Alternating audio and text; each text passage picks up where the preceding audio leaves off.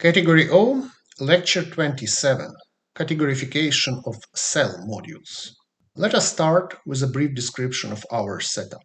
Let G be a semi-simple finite-dimensional complex Lie algebra with a fixed triangular decomposition into the negative part and minus, the Cartan subalgebra H, and the positive part and plus. Associated to this triangular decomposition, we have the Bernstein-Gelfand category O and its principal block O0. As usual, W denotes the Weyl group. We know that the simple modules in O0 are indexed by elements of W, so LW denotes the simple highest weight module with the highest weight W dot 0. Let us fix a parabolic subalgebra P of G which contains the Borel subalgebra H plus N plus. Associated to P, we have the corresponding parabolic subcategory OP of O. And let OP0 be the principal block of OP. We also have the parabolic subgroup WP of W, which corresponds to P. And we know that simples in O0P are exactly those LW for which W is the shortest coset representative in the coset of W modulo WP acting on the left. First, let us discuss the simple standard module in OP0. Denote by IP the natural exact inclusion from OP0 to O0. Let ZP be the left adjoint to IP, which is the Zuckerman functor associated to P. We also have the right adjoint ZP hat, which is the dual Zuckerman functor associated to P. Recall that we know that OP0 is a highest weight category with respect to the restriction of the Bruhat order to the set of shortest coset representatives of W modulo WP. And the standard objects with respect to this highest weight structure are the parabolic Verma modules delta WP, which are obtained from the usual Verma modules delta W applying the Zuckerman functor ZP. So here W is the shortest coset representative. We denote by W0 the longest element in W and by W0P the longest element in WP. Of great importance for us today will be the simple standard module in OP0, which is a simple module which corresponds to the element W0P, W0. So this is a simple standard module, so it is also the standard module corresponding to the same element. Let us recall various combinatorial properties of the Kazhdan-Lusztig orders on W. Recall that we know that if we have two elements x and y in W, such that the image of Ly under the projective functor theta x is non-zero, then necessarily x inverse is left less than or equal to y. Further, if we have x, y, and z in W, such that Lz appears as a composition subquotients in theta x Ly, then z is right less than or equal to y. Lemma: assume that x and y are in W and let theta be a projective functor. If Ly appears in the top of theta Lx, or if Ly appears in the socle of theta Lx, then x and y are right equivalent. So we prove the claim for the situation when Ly appears in the top of theta Lx. So the second case follows directly by adjunction. So if Ly appears in the top of theta Lx, then in particular Ly is a composition subquotient of theta Lx, and therefore y is right less than or equal to x. By adjunction, if Ly appears in the top of theta Lx, it follows that Lx appears in the top of theta prime Ly, where theta prime is a biadjoint of theta.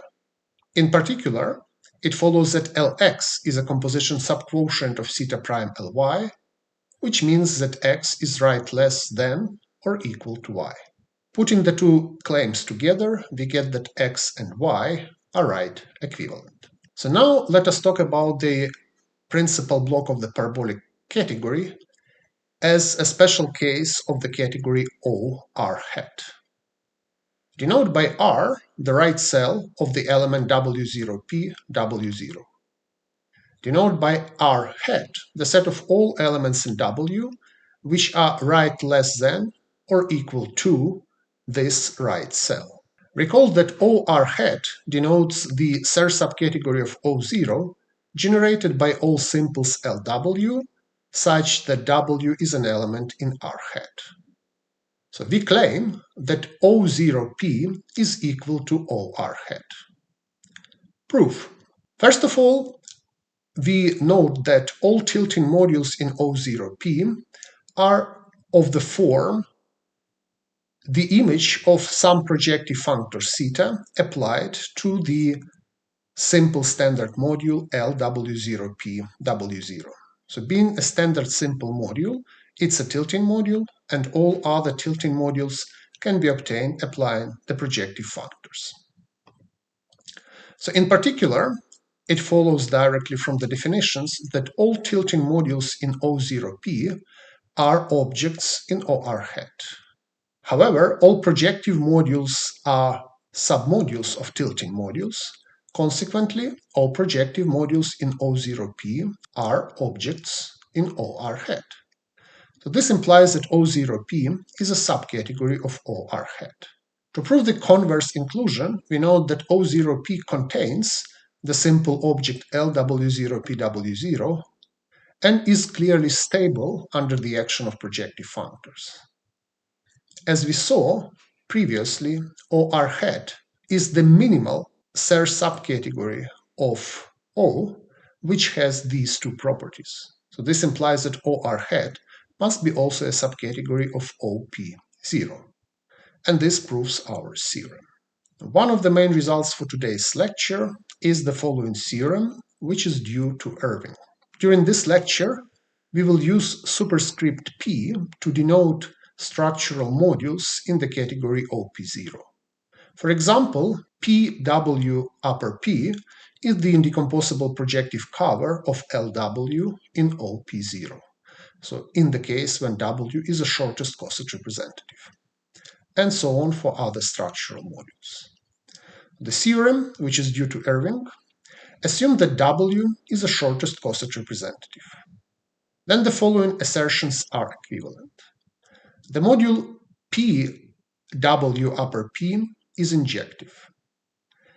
The module LW appears in the socle of some parabolic standard module, delta x upper P, for some x, the shortest coset representative. Claim C, LW has the maximal possible Gelfand-Kirillov dimension among all simple modules in the principal parabolic block. Claim D, the space of locally finite linear maps from LW to LW0PW0 is non-zero. Claim E, the space of G homomorphisms from LW to the image of LW0PW0 under some projective functor theta is non-zero. And finally, W is an element in our right cell R. So this theorem is proved in Irving's paper, Projective Modules in the Category OS, Self-Duality, from 1985. So let us start with the easy part of the theorem. So we claim that the last three claims, D, E, and F, are equivalent. So here are these claims. Okay, to prove, recall that the adjoint multiplicity of a simple finite-dimensional G module V in a Harish-Chandraji G bimodule X can be computed as a dimension of the space of G homomorphism from V to the adjoint version of X. And we know that if we consider the space of G homomorphisms from V to the adjoint version of locally finite homes from LW to LW0PW0, this is isomorphic to the space of G homomorphisms from V tensor LW to LW0PW0. Put together, this implies the equivalence of the claims D and E. So this space of locally adfinite homomorphisms is non-zero if and only if this space of G-homes is non-zero. So now, if the space of G-homes from LW to theta applied to LW0Pw0 is non-zero, then we already know that the element W belongs to R, because it appears in the socle of a translation of LW0Pw0. So this implies that claim E implies claim F.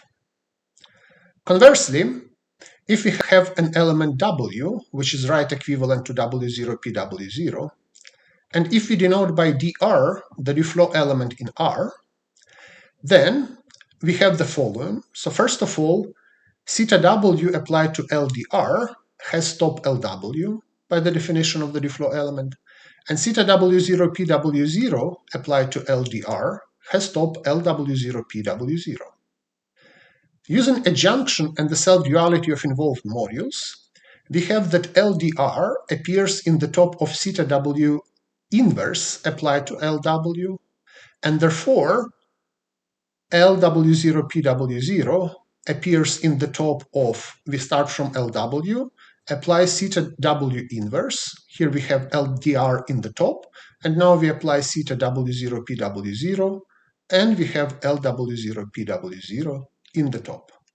So this means that this space of G homomorphisms is non-zero, and therefore claim F implies claim E. So this proves equivalence of claims D, E, and F in Irving's theorem. Now let us discuss equivalence of B and F. So the claim B and F are equivalent. Proof. If W is an element in R, then by the previous slide we know that LW appears in the socle of some theta applied to LW0Pw0.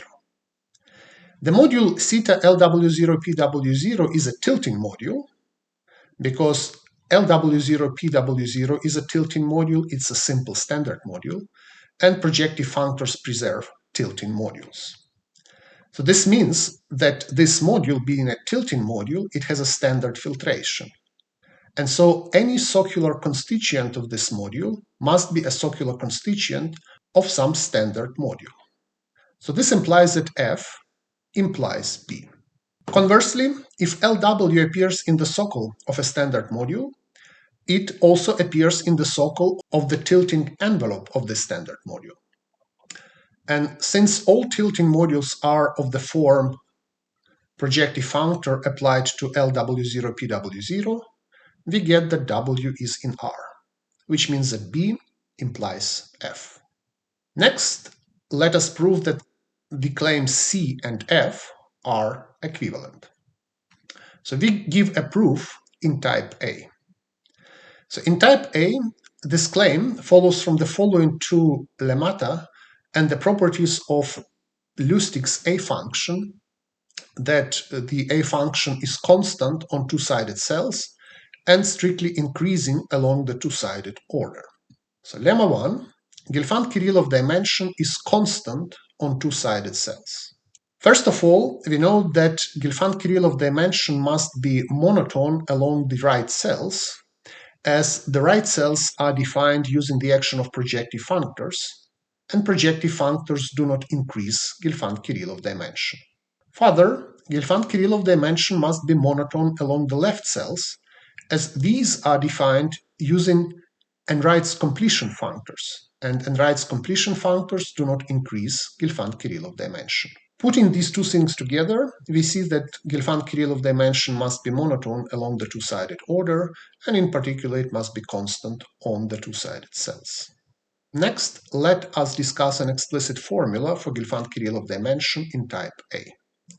The claim is that for W in W, the Gelfand-Kirillov dimension of the module LW equals A of W0 minus A of W times W0. Proof.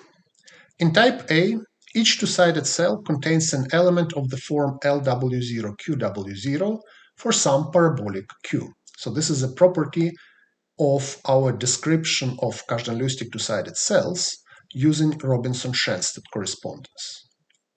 Let us write Q as a direct sum of the nilpotent radical n and the reductive Levy subalgebra S. Denote by sigma the involution on G which sends each root alpha to minus alpha. So for example, we can take the negation of the transposition of the matrix. Note that the module LW0Q W0 is free of finite rank over sigma of n. This means that the Gelfand-Kirillov dimension of LW0QW0 equals the dimension of n.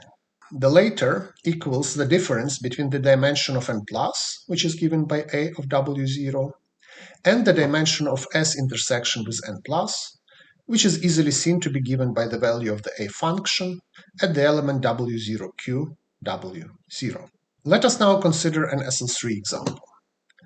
In the SL3 example, we have W consisting of the elements im, s, team, s-team, ts, and W0. Consider the two-sided cell J, which consists of the elements s, team, s-team, and ts. Let Q be the parabolic subalgebra, which consists of all matrices of the following form. Then the algebras S, S intersection with n plus, and n are given as follows. So S is block diagonal, S intersection with n plus is one-dimensional here, and n is two-dimensional and consists of these two elements. Assume that the parabolic subgroup WQ corresponds to the simple reflection S, so it consists of E and S.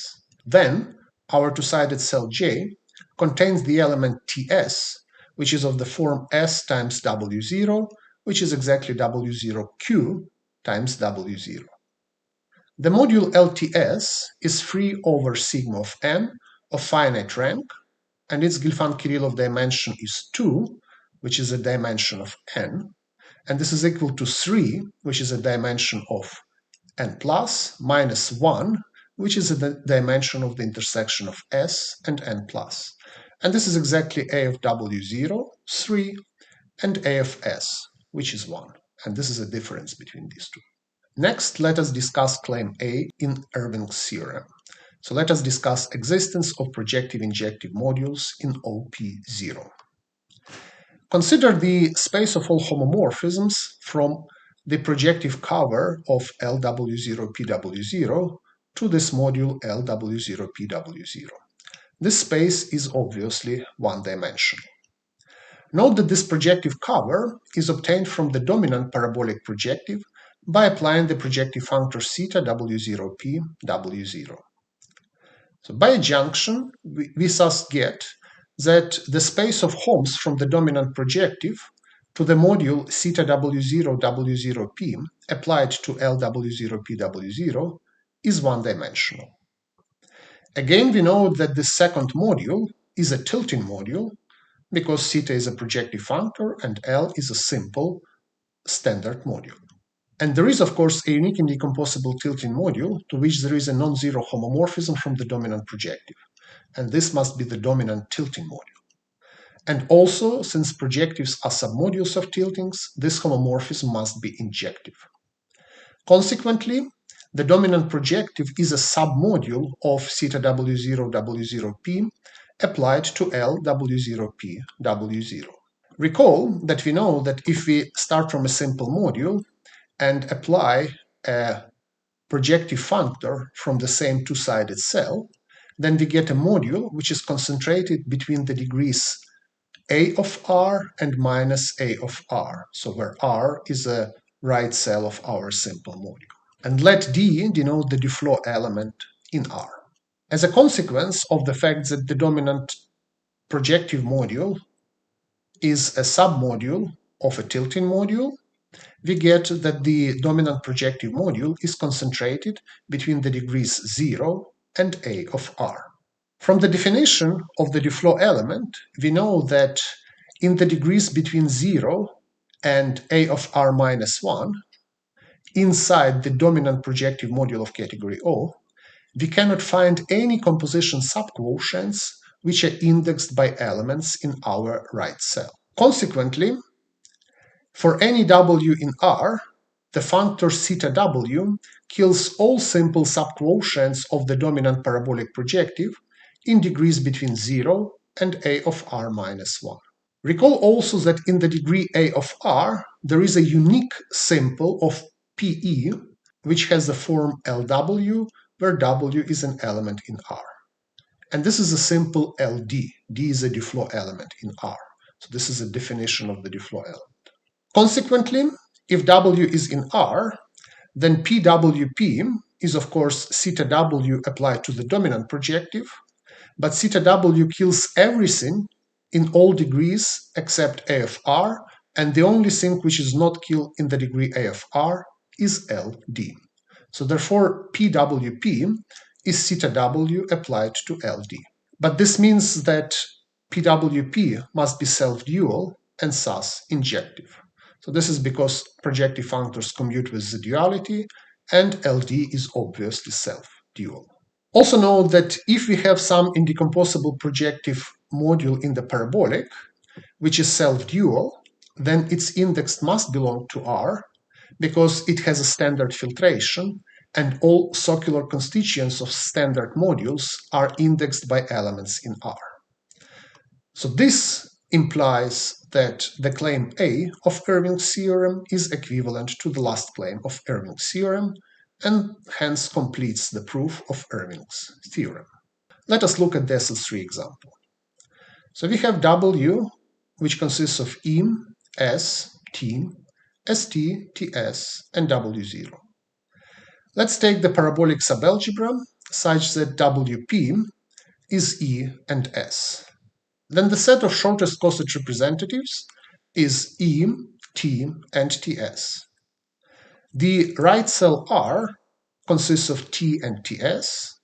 The Duflo element here is T, and the value of the A function on R is 1. So here are the graded filtrations of projective modules in the parabolic category OP0. So the dominant projective has E in degree 0 and T in degree 1. So T is a Duflo element in R.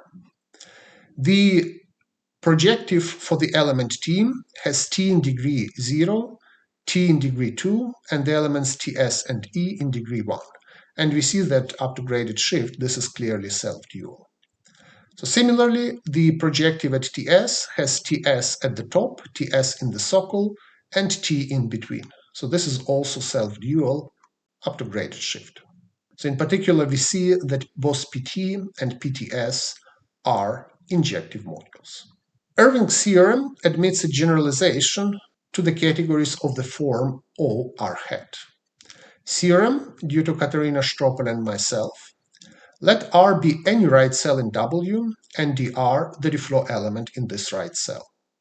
Then, for W in R hat, the following assertions are equivalent. The indecomposable projective object in OR hat corresponding to W is injective. The element Lw has maximal possible Gelfand-Kirillov dimension among all simples in OR hat. The space of at-finite linear maps from Lw to LdR is non-zero. There is a projective functor theta such that the space of G homomorphism from Lw to theta applied to LdR is non-zero.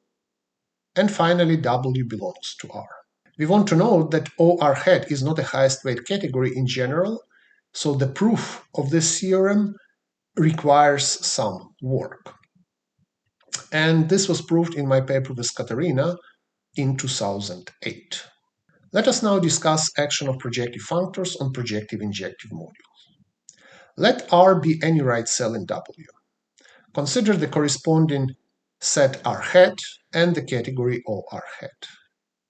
Denote by X the Serre subcategory in OR hat generated by all simples whose index W belongs to R hat minus R. Recall that P denote the bicategory of projective endofunctors on O0. It is very easy to see from our description how projective functors act on simple modules that both OR hat and X are stable under the action of P. So this follows directly from the property that any composition subquotient of theta Lx is of the form Ly, where y is right less than or equal to x. Consequently, the action of P on OR hat induces an action of P on the Serre quotient OR hat modulo x. Let Q be a basic additive generator of the category of projective-injective objects in OR hat. Then we recall that the Serre quotient OR hat modulo x is equivalent to the category of modules over the opposite of the endomorphism algebra of Q. Let us recall the definition of Kazhdan-Lusztig cell modules. Let R prime be the set of all W in W which are right greater than or equal to R. Let R2 prime be the set of all W in W which are right greater than R. Consider in the Hecke algebra the linear span of all Kazhdan-Lusztig basis elements of the form HW underlined, where W is in R prime, and linear means with respect to the Laurent polynomial algebra. Consider a similar linear span of all Kazhdan-Lusztig elements indexed by W in R2 prime. Then the Kazhdan-Lusztig right cell H module, denoted CR, is defined as a quotient of x modulo y. And this module is free over the Laurent polynomial algebra with a basis given by the images of the Kazhdan-Lusztig elements indexed by W in R. So we can specialize this module to a right cell module over the integral group ring of the Weil group, and we can further extend the scalars to a module over the complex group algebra of the Weil group. So now we can formulate the claim about categorification of cell modules. Consider the graded version of OR hat and the graded version of P. Denote by Y the category of projective-injective objects in the graded version of OR hat. Clearly, the graded version of P acts on Y. The theorem, due to Katerina and myself, the action of the graded version of P on Y categorifies the Kazhdan-Lusztig cell module CR in the following sense. The action of the split Grothendieck ring of the graded version of P on the split Grothendieck group of Y gives the action of H on CR. The Kazhdan-Lusztig basis of CR corresponds to the basis of the split Grothendieck group of Y given by the isomorphism classes of standard graded lifts of indecomposable projective modules. And here we speak about the basis as a basis over the Laurent polynomial algebra. The theorem from the previous statement can be now specialized. So corollary, the action of P on the category OR hat modulo x categorifies the complexification of the cell module CR in the following sense. First, the action of the complexified Grothendieck group of P on the complexified Grothendieck group of OR hat modulo x gives the action of CW on the complexification of CR. And the Kazhdan-Lusztig basis of the complexification of CR corresponds to the basis of the complexified Grothendieck group given by the isomorphism classes of indecomposable projective modules. Let us note that the Grothendieck group of our quotient category has the most natural basis given by simple objects. And as usual for the module categories, we have the non-degenerate bilinear form on the Grothendieck group of an appropriate derived category given by adding up the alternating sum of dimensions of higher x between two modules. By adjunction, with respect to this bilinear form, projective functors operate as unitary operators. So consequently, the Kazhdan-Lusztig basis of our module can be considered as the left dual to the natural basis given by the simple modules with respect to this form. Let us now discuss the special case of the symmetric group. Consider G to be the Lie algebra GLN, in which case the Weil group is the symmetric group Sn. Let lambda be a partition of n, and consider the transposed partition mu, which is lambda transposed. Let mu consist of the parts mu1, mu2, and so on mu k. Let P be a parabolic subalgebra in GLN, whose Levi is isomorphic to GL mu1 plus GL mu2 plus and so on plus GL mu k. The corollary, due to Khovanov, Stropel, and myself, the action of P on the quotient category OR hat modulo X categorifies the Specht module corresponding to lambda for the complex group algebra of the symmetric group. So this follows directly from the fact that Kazhdan-Lusztig right cell modules in type A are simple. The reference for the theorem is the paper with Mikhail and Katerina from 2008. Here is an SL3 example. Consider n to be equal to 3, and then W is the group consisting of im, s, team, s-team, ts, and w0. We have three partitions of 3. The partition lambda 1, which is equal to 3, lambda 2, which is equal to 2, 1, and lambda 3, which is equal to 1, 1, 1. The corresponding transposed partitions are mu1 is 1, 1, 1, mu2 is 2, 1, and mu3 is 3. So we have the three parabolic subalgebras corresponding to these transposed partitions. So for 1, 1, 1, we have diagonal blocks of size 1, 1, 1. For 2 and 1, we have diagonal block 2 and 1. And for 3, we have the diagonal block of the size 3. So in particular, it follows that for the first parabolic category, the parabolic is just the Borel subalgebra, and so we are in the usual category O, and the unique projective-injective module is the antidominant projective module PW0. For the third parabolic subcategory, in this case, the parabolic subcategory is the whole of G, so the parabolic category is the category of finite-dimensional modules, and so the corresponding projective-injective module is the dominant simple module LE. And in the middle case, we have seen that we have two projective-injective modules, which are theta t applied to LT and theta ts applied to LT. So in the first case, the endomorphism of the antidominant projective in category O is the coinvariant algebra of W. In the last case, the endomorphism of the dominant simple module is just complex numbers. And in the middle case, the endomorphism algebra of this projective-injective module is the following quiver algebra with two nodes Ts and T, and two arrows alpha from Ts to T and beta in the opposite direction, and the relations alpha beta alpha is equal to beta alpha beta is equal to 0. Finally, let us discuss equivalence of cell modules in type A.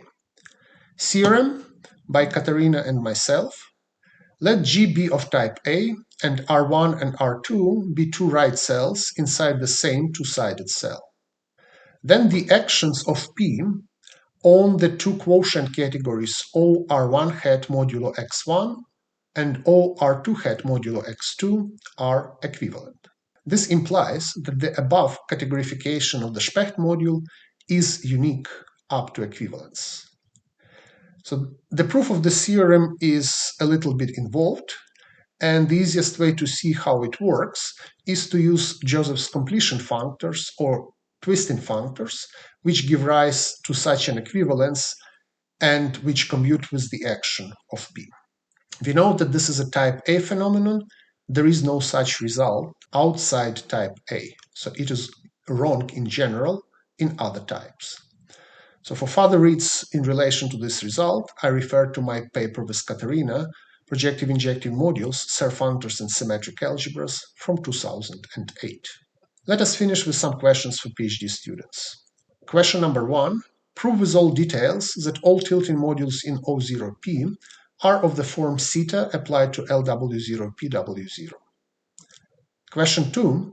Prove with all details that the dimension of the intersection of S and N plus equals the value of the A function at the element W0Q, W0.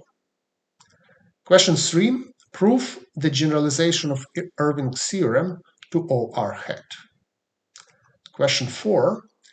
Compute graded subquotients of indecomposable projective-injective modules in the parabolic category O for SL4, corresponding to the parabolic, the semi-simple part of the Levy subalgebra of which is isomorphic to SL2 plus SL2. And question 5. Prove that in type B2, not all simple CW modules can be categorified via an action of P on some module category over a finite-dimensional associative algebra. Thank you very much, and see you next time.